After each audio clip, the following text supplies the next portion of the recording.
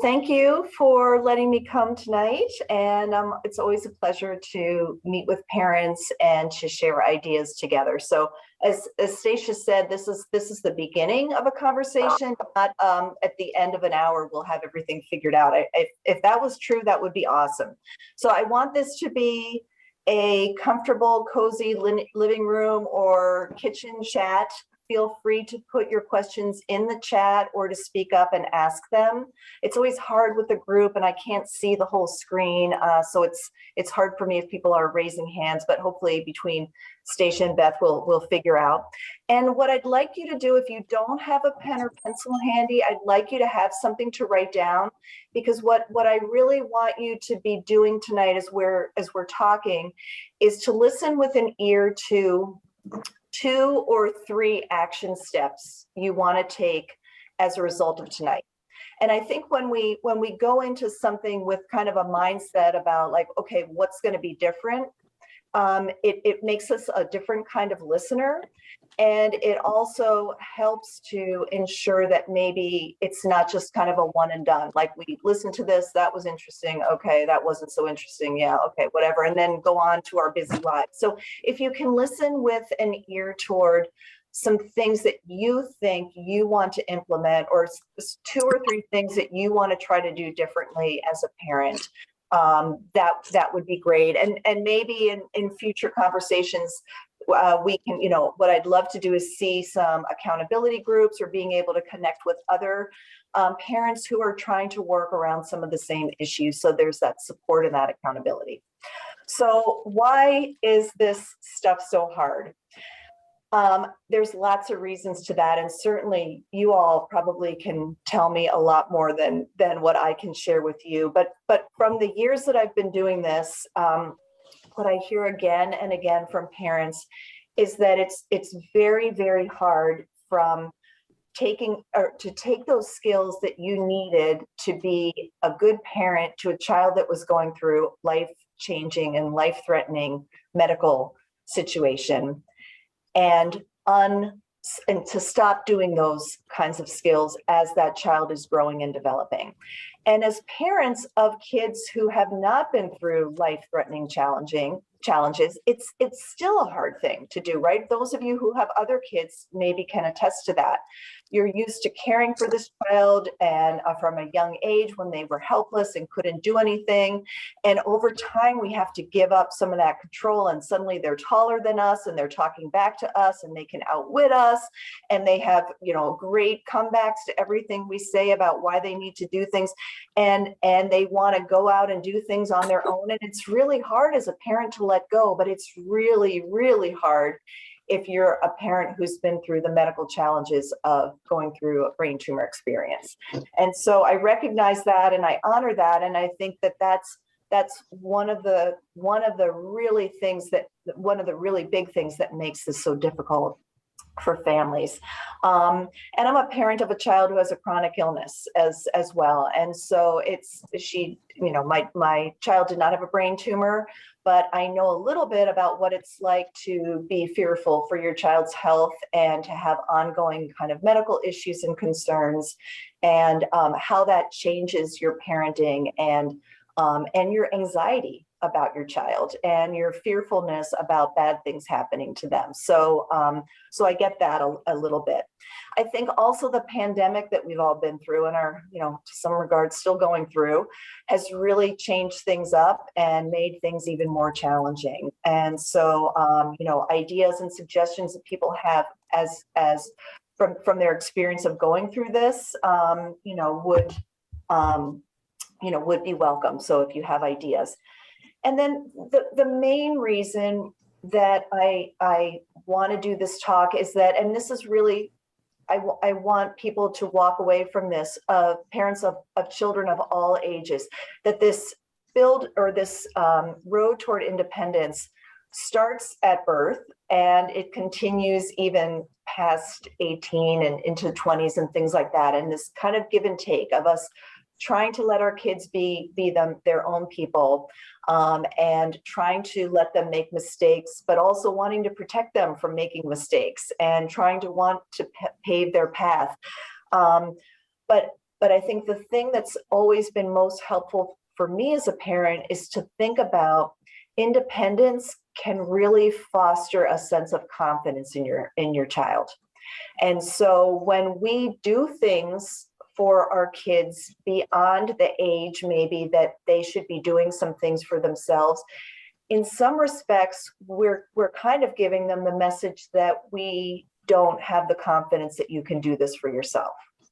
And I think as a parent, that's not the message that I want to be giving my kid all the time.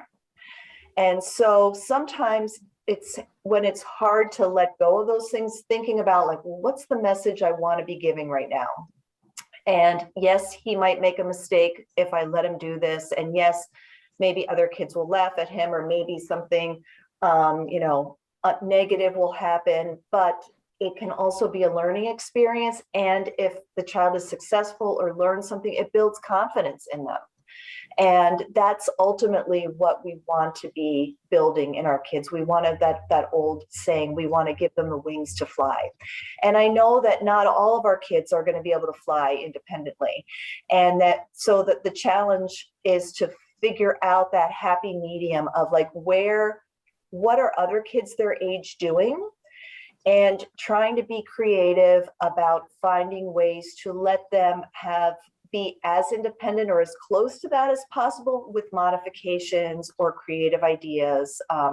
So like, for example, I've worked with kids that are really interested in being childcare workers, or not childcare workers, but like they want to babysit and they're teenagers, but their parents and maybe the parents of neighbors would not feel like they could trust them. But what they could do is they could be a parent helper.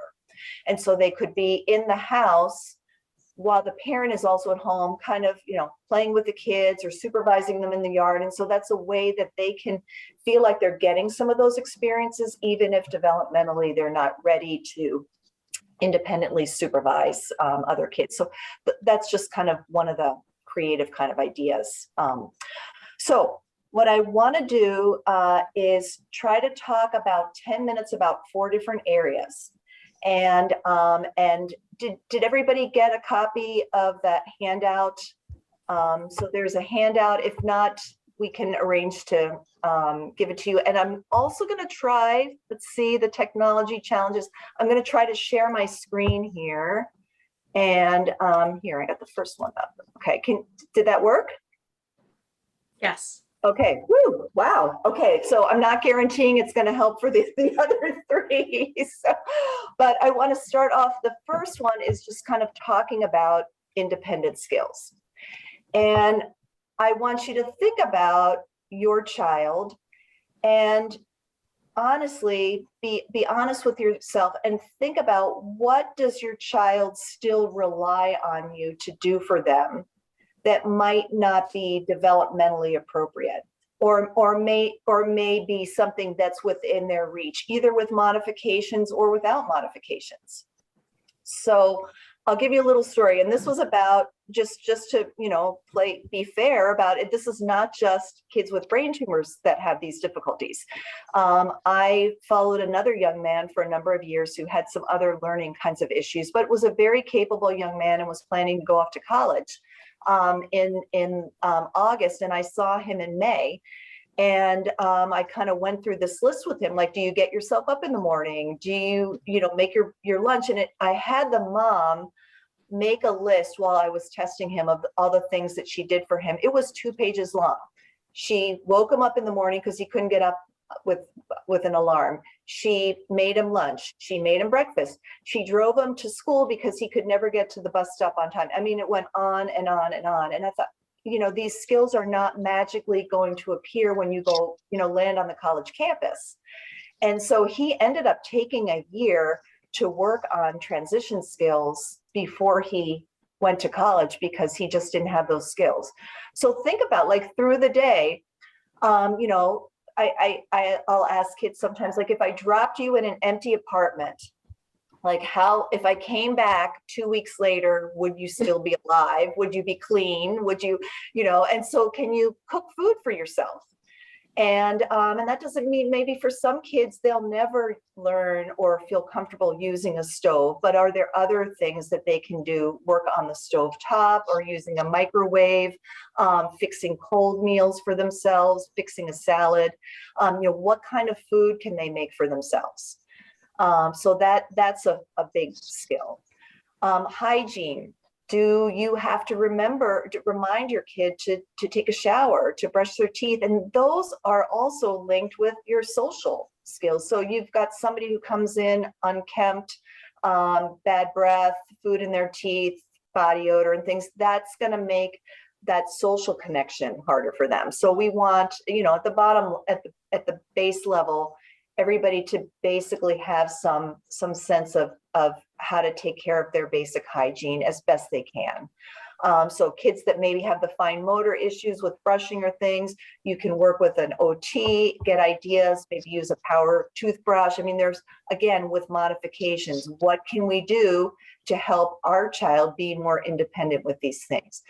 Maybe they can't remember all the things that they need to do in the morning. So we put a checklist up. Maybe they can't read the checklist. So we put pictures of things and we keep redirecting them back to the chart instead of us being the one to constantly tell them and remind them. Well, go check your chart, and if they're having trouble tracking, they can put a check mark or mark and then clean it off every night.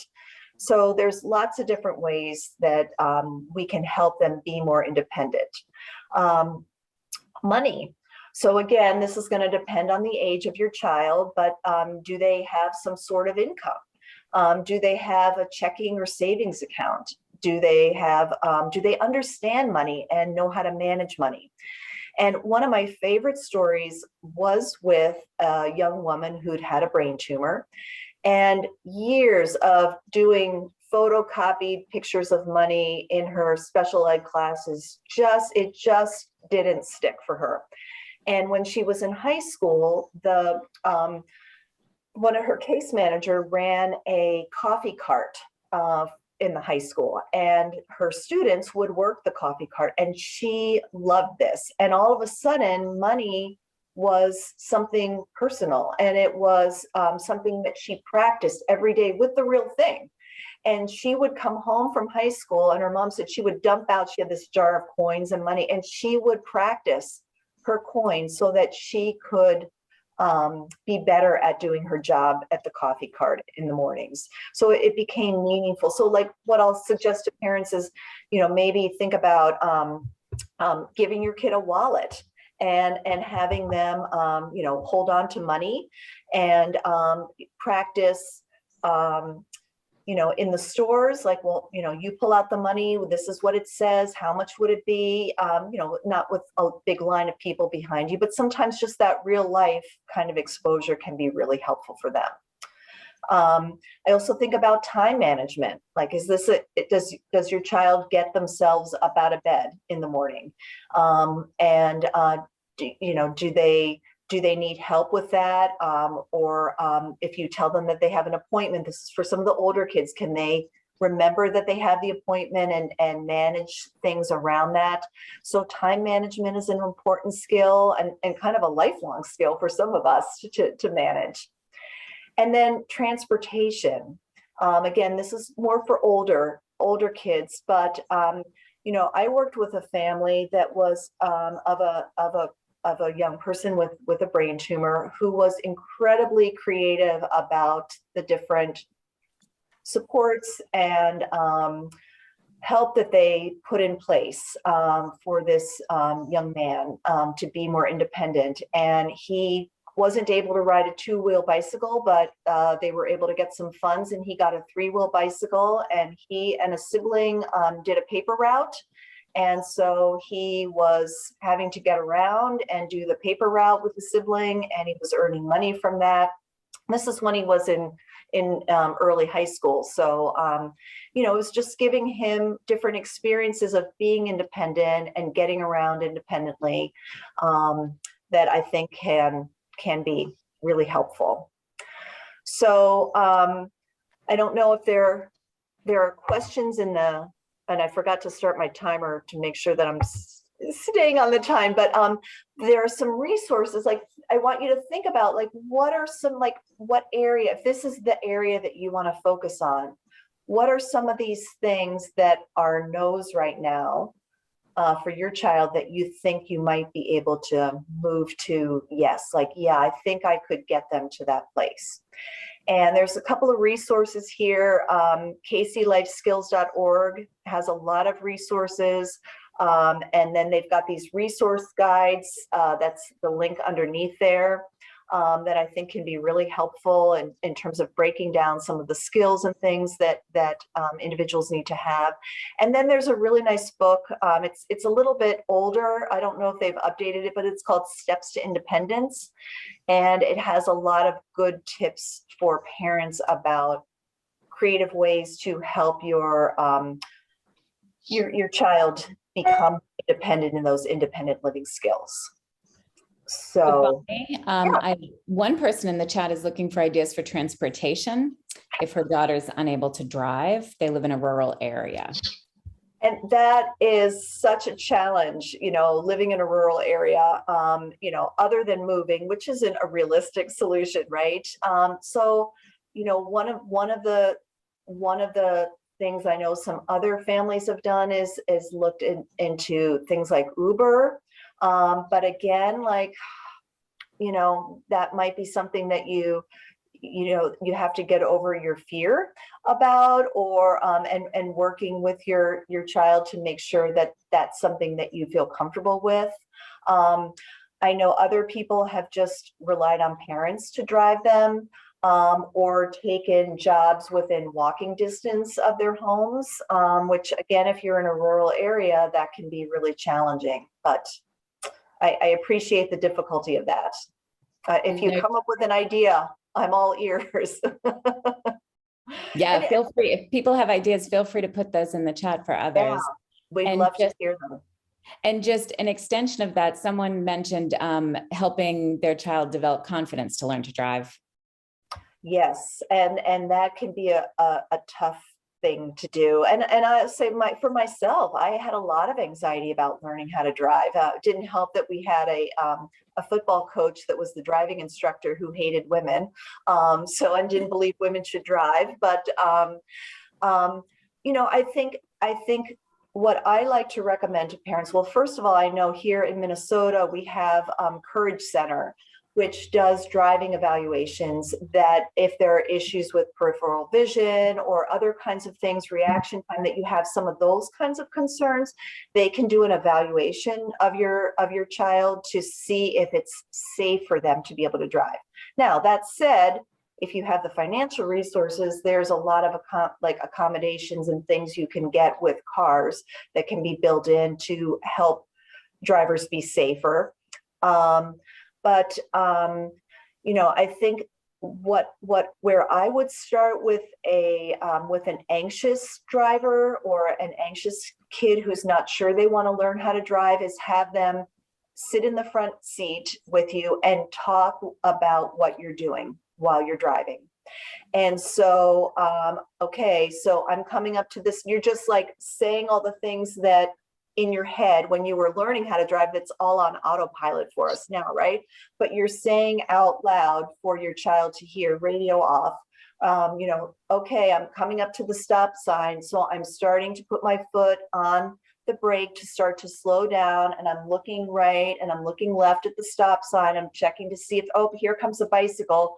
I'm going to wait for, and so gradually shifting some of that conversation to your child and have them start to be the narrator for what they're seeing. And so that can be a low anxiety way for them to be taking in all the cognitive challenges of driving without actually being behind the wheel of a scary car that's going 30 to 55 or more down the road. So that's where I would start if you have an anxious driver.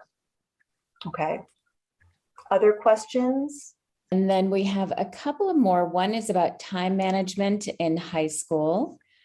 And then another is about amending IEP goals that are out of date. And now that they're looking at future, trying to find out if placement in this school is a good fit, how to find useful phrases to make a good case for that, to make sure that the child's getting the accommodations they need. Well, that's the setup for my next area that I wanted to discuss, which was academics, but I don't want to skip over the time management things. That is a super challenging area. Stacia or Beth, would it be possible to send out something to people who've participated tonight? Is that an option? Can we do that? Of course. Yep. Okay. So what I just made myself a note. I have some information about some strategies that you can do to help kids visually get a handle on time management. And so it basically involves, having like a calendar and using like little Post-its with kind of things like they have, therapy, and they have OT, and they, this, and they can actually physically move things around so that they get a visual sense of like, oh, we're going to be gone. I've got a therapy appointment, and then I've got OT, and I've got this book report due the next day. So maybe I better work on the book report the day before I have the therapy appointment and the OT, because I see that's a physically crowded day. There's a lot of things there. So using kind of visual strategies can make time management more concrete for individuals who may struggle with that. So I'll send those recommendations to Stacia, and they can send it out. Okay. Okay. All right. So I'm going to stop sharing that. And now I'm going to see if I can find the next one. All right. And Bonnie, while you're doing that, I was just typing this, but I may as well say it. People are giving some great resources in the chat. And what we will do is we will compile these and send them out with any resources that Bonnie has for us as well after the chat. So if you have a suggestion, put it in there and then we can access it afterwards. So thank you. And I'm not, sorry, I'm not gonna, well, hopefully other people have the, all right, I'm gonna not share that. Okay, I can't seem to find online or on my desktop. It doesn't come up as an option to share the other screens that I had for the other three areas. So if you've got this little handout, it's basically the same kind of things. I just had them up on the screen so that you could reference it. But the next area that I wanted to talk about was academics. And I know that there had already been a question about that. So again, this is going to be very variable based on the age of your child. So certainly I don't expect a 7-year-old to be able to talk at length if they have an IEP or a 504 plan, and even maybe a 27-year-old. If they had an IEP or what they're, but at some level, I think every kid should be able to say, I have trouble with boom. And what that is doing is it teaches them to be an advocate for themselves. And that's one of the huge things that we want to build in our kids, right? We want them to speak up for themselves. We want them to be able to advocate for themselves. We want them to feel that they have the power to say to a teacher or to an adult that I need help with, whatever it is. It's hard, like I take longer to complete my work. You don't have to, they don't have to say, I have a processing speed issue with, no, they don't have to do that, but they might say, I need extra time to complete work. And being able to ask for those in whatever words are developmentally appropriate or are cognitively accessible to your child. So knowing what their weaknesses are and being able to advocate for them, but also knowing what their strengths are too. We don't want them to just focus on, I can't do this, I can't do that, but I tell really good jokes, or I'm a good reader, or I'm a good listener. I'm a good friend. Like being able for them to articulate at some level what their strengths and weaknesses are. So if your child has not had, now this is my little bias here, I am a neuropsychologist by trade, so I think it's really helpful if your child has not had a comprehensive evaluation by a neuropsychologist or by a psychologist outside of the school who has expertise in understanding the impacts of childhood cancer, brain tumors and things. That can be really, really helpful. And you know, again, depending on the neuropsychologists and things that you work with, sometimes parents feel like they're given this report that's unintelligible to them. That's bad. But I would say if you do get a report like that, you are absolutely within your right to contact that person and ask your questions and get clarifications if what you've been given in writing isn't understandable for you.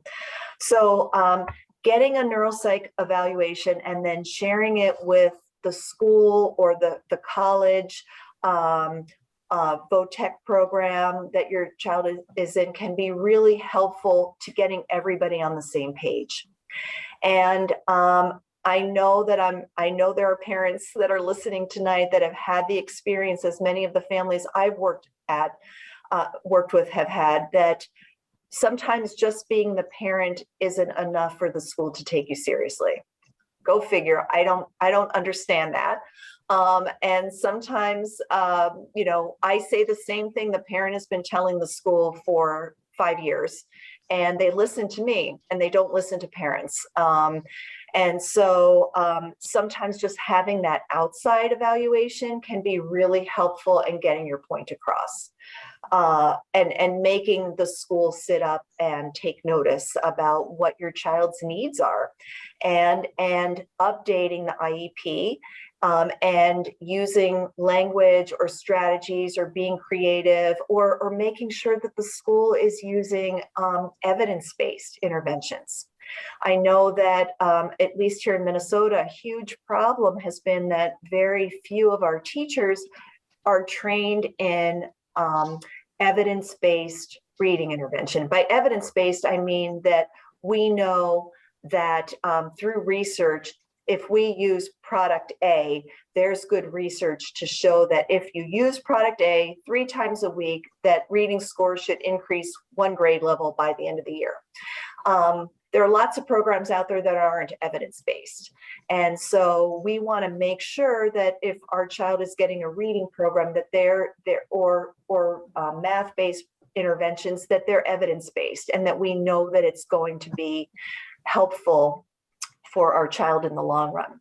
So making sure that, you know, the IEP doesn't specify what interventions are being used, which I think is a huge downfall. It's a huge, you know, it's very difficult for me to read an IEP and get answers about what actually the school is doing, because a lot of them are very vague.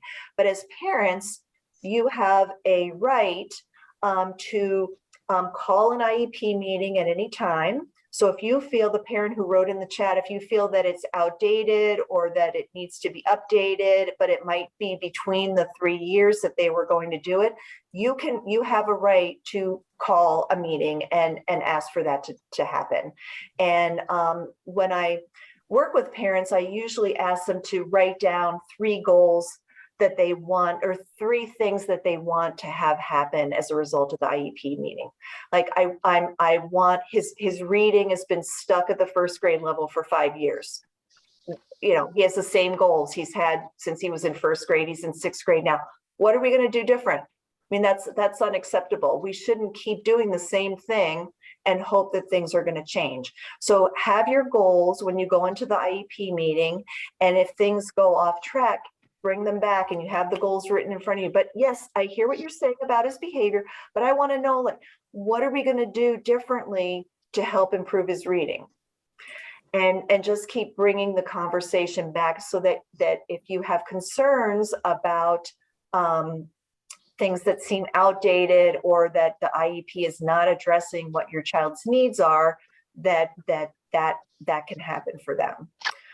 And then just for those of you who have students in, getting ready to maybe go on to VOTEC programs or to community college or to 2 or 4 year colleges, know that an IEP doesn't go with them to college, but a 504 plan can go to college with them. And a 504 plan can also go into the workplace. So if your student has had a 504 plan or needs accommodations, that can be part of their experience in post-secondary kind of educations as well as in the workplace too. And then the other piece that I wanted to mention too, because I know a lot of parents don't know this, if you have younger kids, the IEP can continue to provide your student services until they turn 21. And so that doesn't mean that they're sitting in an algebra classroom, at 21, but it typically means that they will work on transition goals. And so job support, learning independent living skills, transition skills and things. So that's a really important thing to know for those of you who have younger kids. Bonnie, there are a couple of questions if Okay. you're ready. Yes. Sure. One person asked, Brandy asked if you need a new neuropsych evaluation before college, had one done in elementary school and has an IEP now. Huh. And then there's someone that would like a little more information about the workplace and a 504 plan. Okay. Great question. So about the neuropsych, I typically recommend to parents to consider updating the neuropsych testing at important transition times. So if we were starting from like age 2, I would say I would want a neuropsych before a child enters formal school, before kindergarten. I would want another neuropsych at age 3, or sorry, not age 3, grade 3, before they go into grade 3, because there's a big shift in learning at that point. Kids move from learning to read to using reading to learn and working more independently.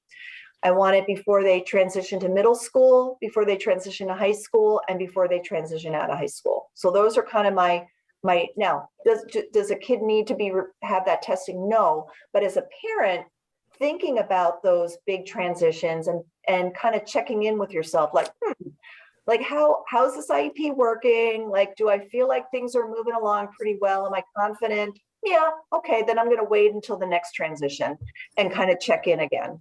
So I think for the person who wrote in the chat, I think it would be really helpful to update that testing before college. And that can also be used to establish their needs for a 504 plan if they need extended time, if they need a copy of like a student note taker that takes notes for them in the classroom, if they need other kinds of accommodations, that can be used to help your child advocate for those things at the college level. So did those, and then the 504 in the workplace. So because I'm more of a pediatric neuropsychologist, I do some work with adults, but mostly just my adults that have, or my pediatric patients that have continued into adulthood. I don't have a lot of details about the 504 plan in the workplace, but the 504 Act, the law is basically a federal law that protects people in the educational setting as well as in the employment setting. So that's just an important thing to know. And I'm sure you could probably Google 504 plan in the workplace and learn more than I could babble about here. And then there is one question. How often does a neuropsych testing need to be done after high school? So after high school, I would say it probably depends on what the student is doing and how things are working for them. So I always tell families the ultimate neuropsych test is how your child is functioning in everyday life. And I'm using the term child here broadly. That your child is always a child, whether they're 50 years old or 7. So if things are going pretty well, then probably not. But if you feel like you're in a stuck place or your child's been going through a couple of jobs and they're having trouble, being successful in their jobs or other kinds of questions, or you feel like maybe there's been a change in their cognitive functioning, those are all good times to have another neuropsych assessment. But I don't want I don't want people to feel like they need to be doing this every 2 years. I mean, it's a lot of time, and they're not cheap. And so use them when you feel stuck with your child and feel like things need to be updated is probably a good rule of thumb. So, all right, then I'm going to move on to the third area that I want to talk about, social. And now I don't have my nice notes that I had here. Let me just see if I can kind of. Bonnie, there is one more question that has to do with the neuropsych testing. What about getting help getting a neuropsych evaluation in Tulsa, Oklahoma? I know from the individuals that I work with, this is a huge area. And I know from the parents that I talk to, this is a huge area of concern. And I wish we had a magic wand and simple kinds of ideas to make this better. I know that many of the young adults that I work with basically have no social life outside of their parents. And while maybe that's nice for them, they've got a built-in, social unit that's not great for parents. And if you think about, if we go back to the questions that we were asking ourselves at the beginning of this conversation, like, what are other kids or what are other people my kids' age doing? Like, is it typical that they're hanging out with their parents all the time and their parents' friends? So if not, like, let's think about like how can we kind of shift this? And I think, for many people, we just kind of get into these comfortable situations, and so sometimes it takes things like coming to this talk tonight and talking with other parents and hearing suggestions from other parents to kind of pop us out of the comfort that we've been in. And I don't know about you, but like during this pandemic, it's been pretty, I'm kind of an introvert at heart, so it's been pretty easy for me to kind of get used to not having tons of things on my social calendar.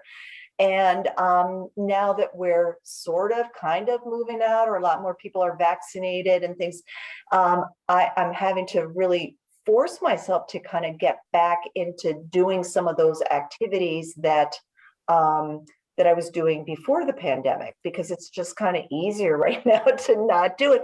And I think that's true for a lot of our kids, and they get into this. Now, the good news is that, like, many parents say, well, they've always been better with adults. I think that goes back to the time when they were in the hospital and they were going through treatment and they were having to interact with and deal with adults all the time. They weren't around kids their own age a lot. And that's true. And so they do develop these skills of being able to be around adults. The other thing is that adults also adjust if they sense that there's a need for things to be adjusted. So they might slow down their speech. They might be more helpful. They might, do other things that make it more comfortable for our kids to be around adults, which peers don't necessarily do. And but the good news is that eventually, if you have a 12-year-old who hangs out with adults all the time, eventually they're going to age into their peer group. So they're eventually going to be an adult themselves, and their peer group is going to be the group that they've been good at. So in that respect, that can be helpful. But it can be really challenging. Some of the creative ideas that I've gotten from families over the years is one hired a high school student to hang out with their kid during the summer, and like a couple days a week, and to do things with them. Like, they would go to the pool with this person, and they would go get ice cream, or they would go to a movie together, and it was a little bit like a paid friend, but it was also their child was having the experiences that other people their age were having, and starting to feel more comfortable being around people their own age. So, again, that requires financial resources, but something that's free that other families have done and found helpful. And I know Stacey's got had been talking to me about doing this with the group, with Netflix shows, is watching TV with your child, or watching shows and talking about what you're seeing socially, and maybe pausing it and saying, why do you think she just said that to him? How do you think he should respond? Now, maybe your kid ends up getting mad at you sometimes for, can we just watch the movie?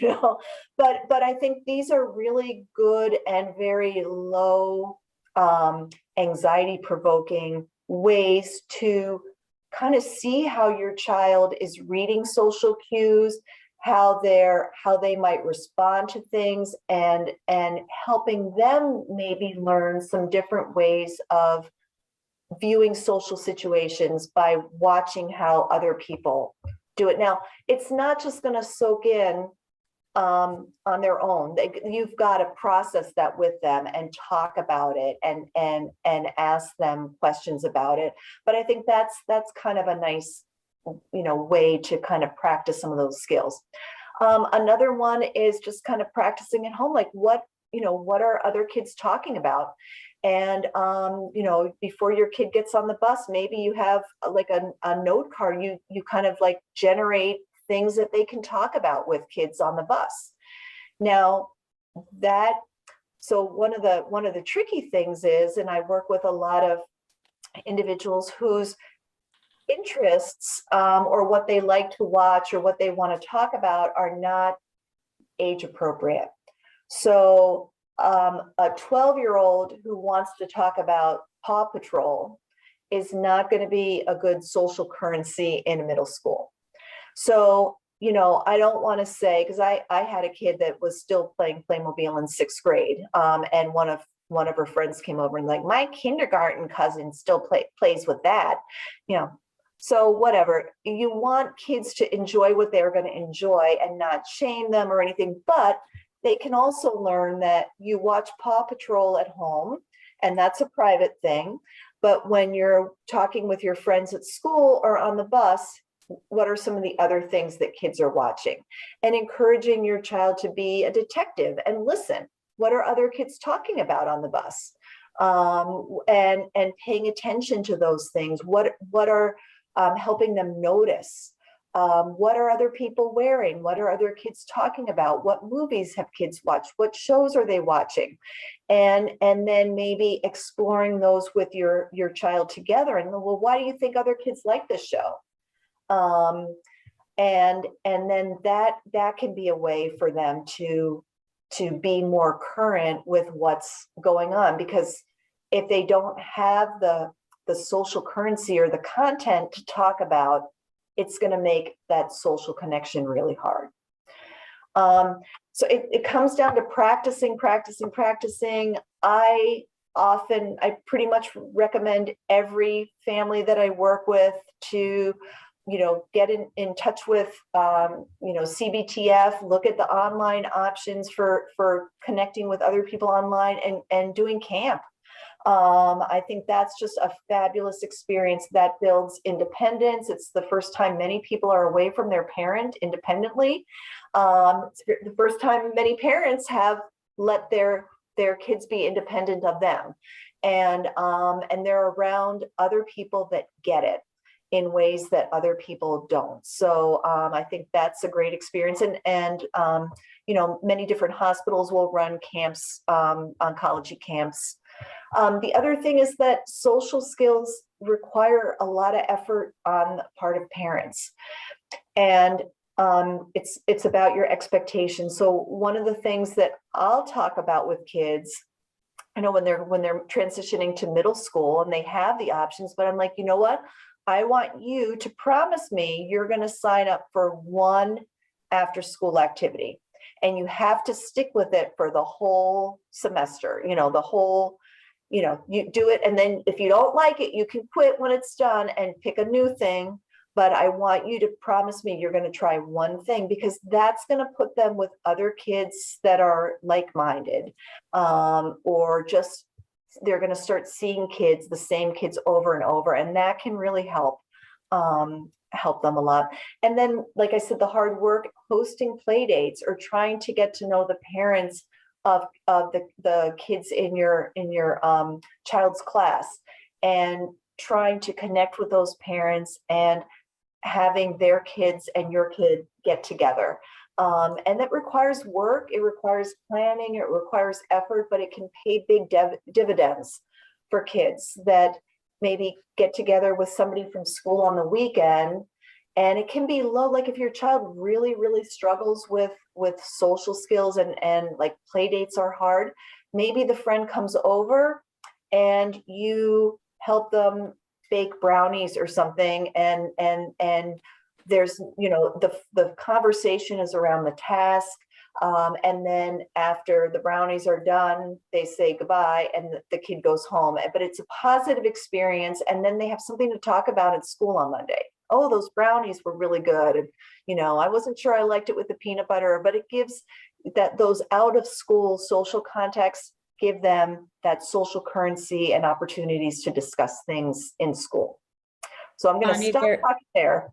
There is one specific question. Yes. There's a lot of good dialogue happening in the chat, but there is one specific question about a child making up false stories that are believable to get attention from peers, but it causes school counselors to get involved.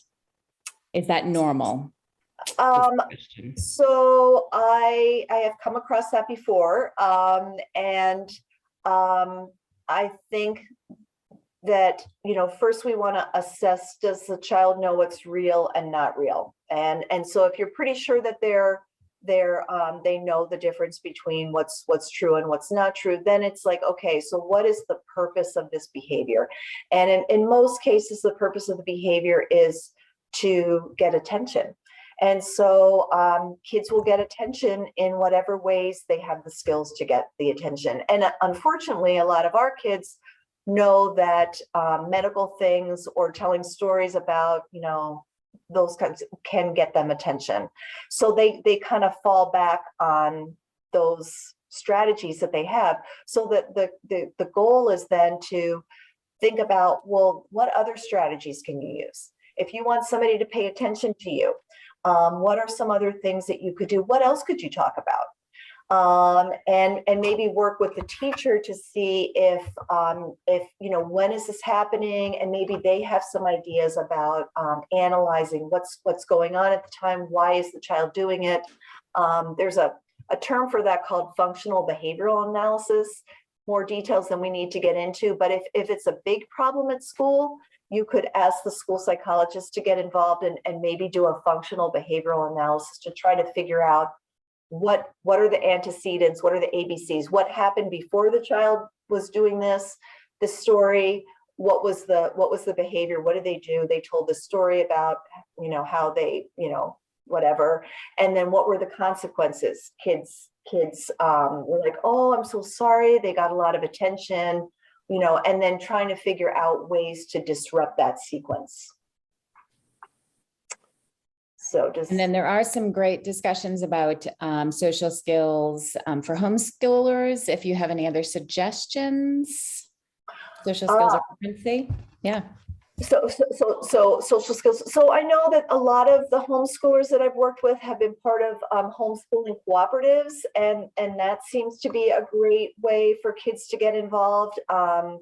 You know, if that's not an option where you live, other cooperatives with other groups, you know, so trying to get together with kids through synagogue or through the church or some kind of community activities, or taking community classes, or like a lot of communities will have community ed programs that kids can like take an art class for 4 weeks, or, you know, just trying to get them signed up for things that just put them around other kids their age so that they can start to build comfort level and skills for how to be with other people their age. Okay, other questions or? we got about 5 minutes left to talk about behavior, emotions, and moods. So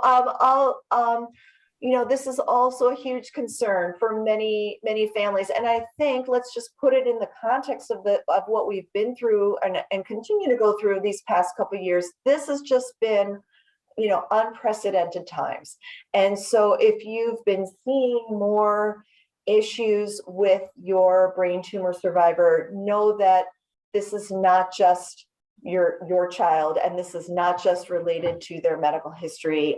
We've been inundated. I work in a children's hospital. Our psychology services have just been inundated with need, and you can't open a newspaper without seeing something about mental health challenges. So this is just a really tough time.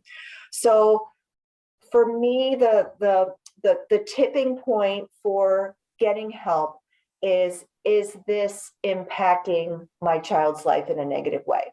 So yes, we all have anxiety. Yes, we all have times where we feel depressed or sad, or we're irritable or angry. But if it's happening more days than not, if family members feel like they need to walk on eggshells around your child, if you feel like you're having to adjust and change your behavior, those are really big red flags that maybe something needs to change. And so, getting into to see a mental health professional right now might mean a wait, but the wait isn't going to get shorter. Just put your name on multiple lists, and it can take a couple trials maybe to find the right person. When one of my children needed to be seen for anxiety, they were very adamant about they were not going to go see a shrink. They didn't need to do this, and I said, that's not a choice you get to make. You do get to choose if this person is a good fit for you or not, but you need to give it 3 visits before you decide. And 1 visit, and they were sold. And yes, you want them to have a choice in having somebody they feel comfortable with, but no, they don't get a choice about whether or not they're going to, whether or not you want to seek help with a mental health professional if you feel like it's at that tipping point. A lot of times parents will say, well, they were going off the deep end, and I just was like, well, use your breath, and you can breathe. You just breathe through this, or use those strategies you learned from your counselor at school. If people don't practice them when they're calm, they're not going to be helpful when they're melting down. And so the idea is for us to incorporate things like meditation or mindfulness or yoga, or figuring out what helps us when we're starting to, have a tough time, going for a walk or things. There are a number of meditation apps that have free versions. Simple Habit is one, and Calm and Headspace are another one. I don't know if I can, let me see if I can. So those are options that are free. I really like Simple Habit a lot because let's see if you can, I don't know if you can, all right, you can see my phone here. Let me see. So this is my favorite thing about Simple Habit. It has this dial, and you can decide, can you see that kind of? So it has a dial on it. What are you doing? And let's just say I had a tough day. I'm going to press tough day. And it says at the bottom, I have 5, 10, 15 minutes. So I can, I only have 5 minutes right now. I've had a tough day. I had to go do this talk and blah, blah, blah. And, and I'm feeling stressed, depressed, feeling alone, feeling a little under the weather. So there starts my very specific meditation for what I need at that moment. And so what I encourage people, don't just use this when you're feeling bad. Maybe every night before you go to sleep, turn it on, turn your phone on next to your bed, and listen to the mindfulness thing as you go to bed. And pick a time during the day to just practice it so that it becomes second nature. The other thing that mindfulness and yoga do is it forces us to pay attention to our bodies. And so the idea is, like, people say, oh, I can't do mindfulness, I've got monkey brain, or I just can't focus. I can't sit still that long. That's why we do meditation. So if we could just empty our mind of all of our stress, we wouldn't need to do meditation. But what it does is every time our mind drifts, we are practicing bringing it back. And then it drifts again, and then we bring it back. And it's that practice of bringing our mind back when it drifts that we get the benefits from. And so, and I would say, think about doing it as a family. Maybe see, have a little contest, who in the family can go the most days in a row without breaking their streak. And a lot of these apps will keep track of your streak for you. So that would be something to do. And then, and I'll send this resource because it wasn't on your form, but our hospital physicians were recommending, be active, it's such a good thing. It helps our mood, and exercise is just good for us. But a lot of families were coming back and saying, my kid turns it on and it's this woman in a bikini who's like, underfed and inappropriately dressed. And the music, the content is just like, we don't feel comfortable with our kid watching this. So they developed a new website called moveandthrive.org. And there's hyphens between the move and thrive. And they have activity, mindfulness, meditation. It's individuals that reflect different skin colors, different backgrounds, different body shapes. It's not body shaming. It doesn't include inappropriate content. And it was developed with a input from adolescents. So that would be a website that I would check out. And the last thing that I want to say about movement, I think we don't need to necessarily be convinced. We know that if you could put exercise into a pill, that people, and we said, if you took this pill every day, it's reduce your weight and help you feel better and things. But the other interesting thing, particularly for brain tumor survivors, is there's some newer research that's coming out that individuals who did exercise, brain tumor survivors who did exercise 3 times a week, that got their heart rate up a little bit, that they actually saw physical changes on neuroimaging in different areas of the brain, including the hippocampus, which supports memory. So, that's pretty exciting stuff. And, doesn't cost any money, and it's pretty accessible to all of us. And if your child has a lot of physical challenges and things like that, working with a physical therapist to help figure out how to adapt exercises so that your child can be successful at them is definitely worthwhile. And Bonnie, before we wrap up, there are a couple of, one question in particular about if there's anything that can be done about low working memory. Your child's 15.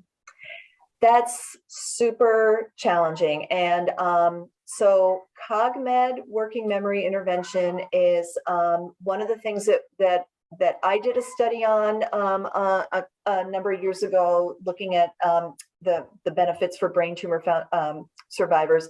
And there was a benefit. We just don't know if the benefit extends beyond 6 months. And so I'm currently working on a study of medulloblastoma patients who are doing a CogMed intervention through St. Jude. And so we're still collecting data. It's early times, but I would say there's promising data behind it, but it's expensive to do, which is why we haven't offered it and why I don't routinely recommend it. If you have the financial resources, you can find a CogMed provider and talk to them about whether or not they think it would be helpful. But I think otherwise we look at mainly trying to do accommodations for things, and so that's where your neuropsych testing can be helpful to making recommendations about what might be helpful to your child.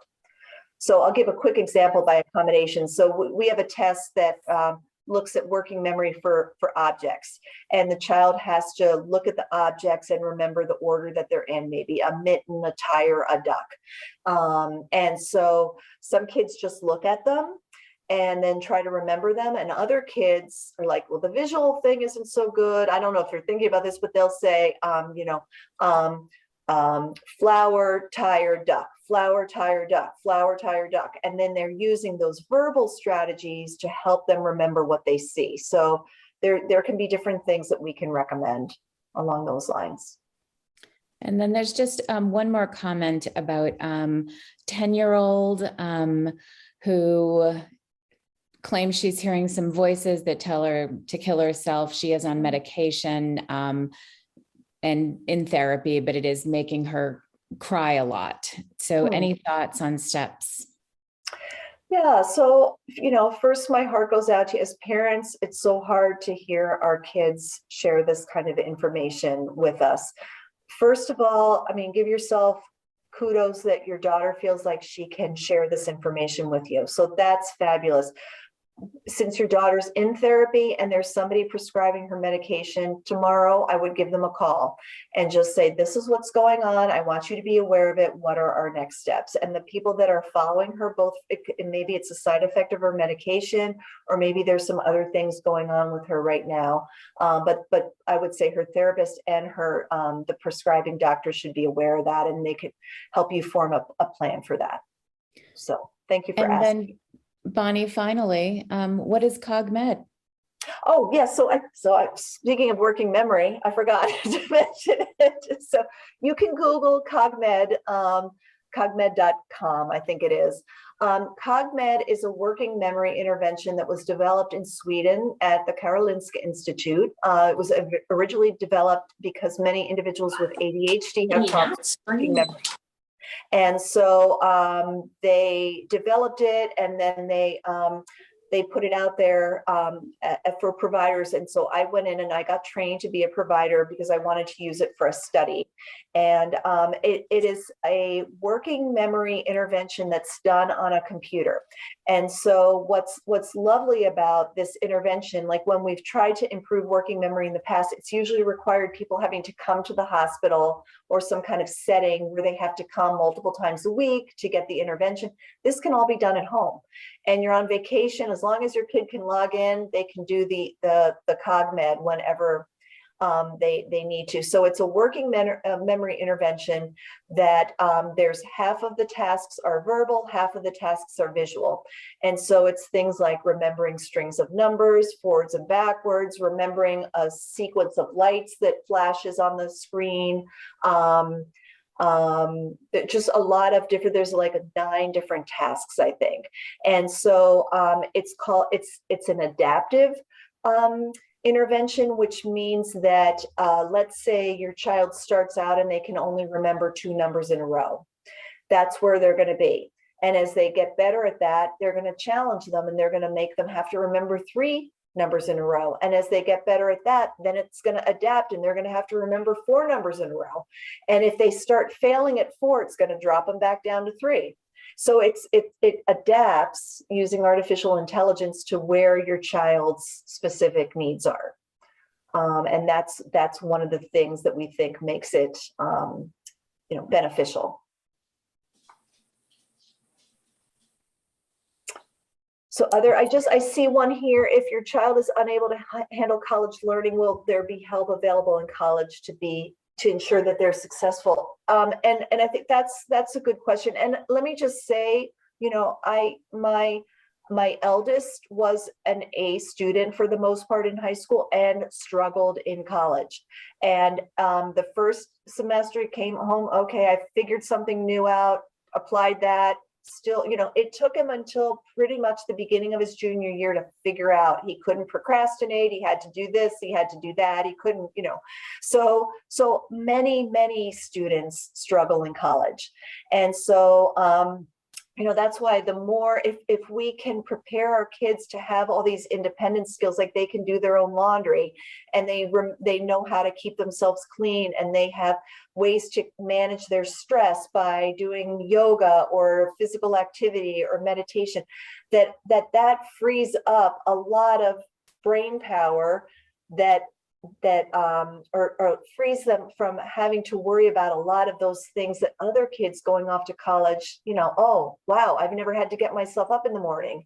And now I've got an 8 o'clock class.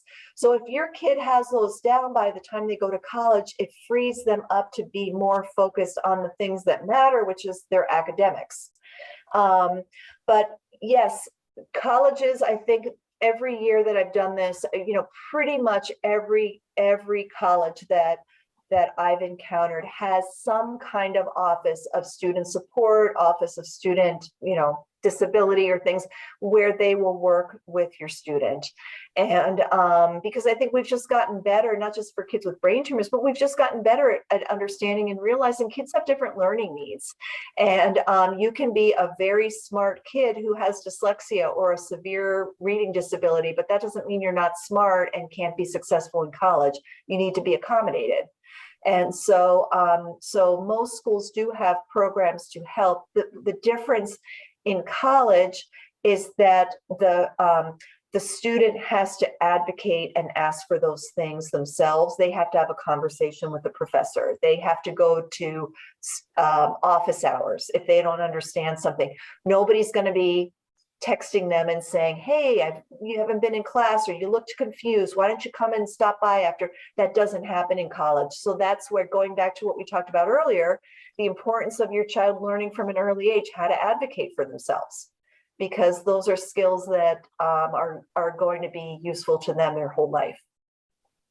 And Bonnie, I'll just add to that. We also have a college guide for survivors that talks through some of those issues about how to ask for accommodations, and the survivors' input about that sometimes you ask for an accommodation and the accommodation they give you can be really awkward. So you want to ask step 2, how does this accommodation happen? Is the professor going to say in front of the entire class, so-and-so needs a note taker? Can anyone volunteer? So thinking through things like that. But like you said, every college that gets state funding has to have an office, a disability office, but it's awkward to ask for. And you have to be comfortable. So that's one of the trainings. And we do have a mindfulness class every Monday night. And you can sign up for it. And even if you can't make it on Monday nights, we send out the recording. And Sandra, we call her the cat whisperer because all pets come and she just has the most soothing voice, and she wears clothes. So we're no bikinis. This is not but yes. So we'll make sure everybody has that, and the other apps that you offered and resources. Bonnie, we hope that you come back and keep this conversation going because you're fantastic. And I don't know if you noticed in the chat, somebody said that their child had neuropsych testing with you. So nice.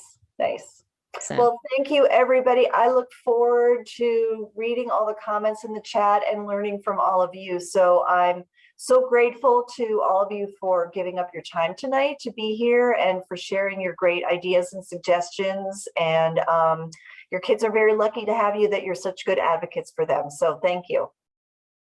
Oh, thank you. We're lucky to have you too, Bonnie. All right. Take care. Thank you, everyone. All right. Have a good night, everybody. Take care. Bye-bye.